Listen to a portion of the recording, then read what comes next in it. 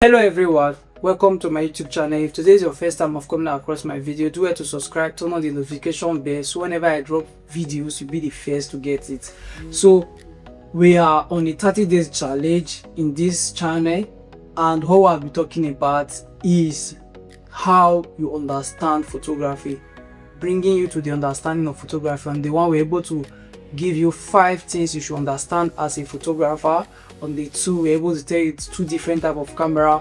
On the 3, we're able to tell you the types of lenses and their function, so you can do well to check these videos and watch it to have understanding of it. So today basically we'll be introducing you to the exposure triangle, then tomorrow and 2 other days we'll be explaining them individually so that you don't get confused in it.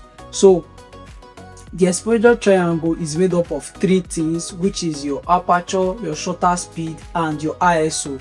So these basically allow lights to come to your camera either ways, like it allow more light to come in and allow less light to come in. This is what you should know in your head now, so when I start explaining from tomorrow classes, you understand better what they function as and how they work.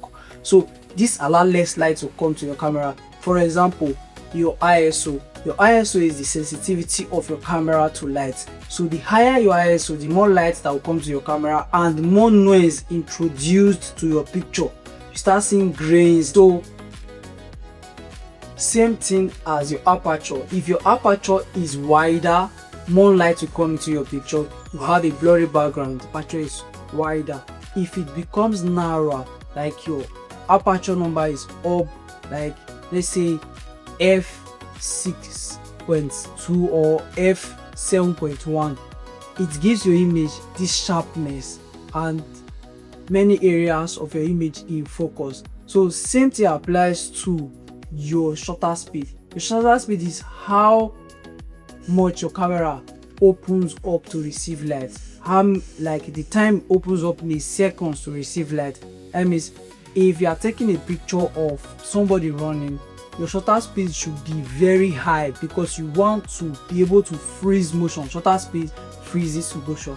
I already had a class on this, but for the purpose of this 30 days challenge, we are going to be treating it a day at a time. So tomorrow we'll be fixing on one of the exposure triangle, next tomorrow same thing, and the other day same thing. So this is you'll be able to understand what they do in your camera and why should you push it, why shooting.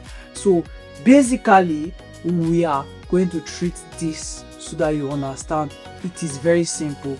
Your exposure triangle is made up of 3 things: aperture, shutter speed, and ISO.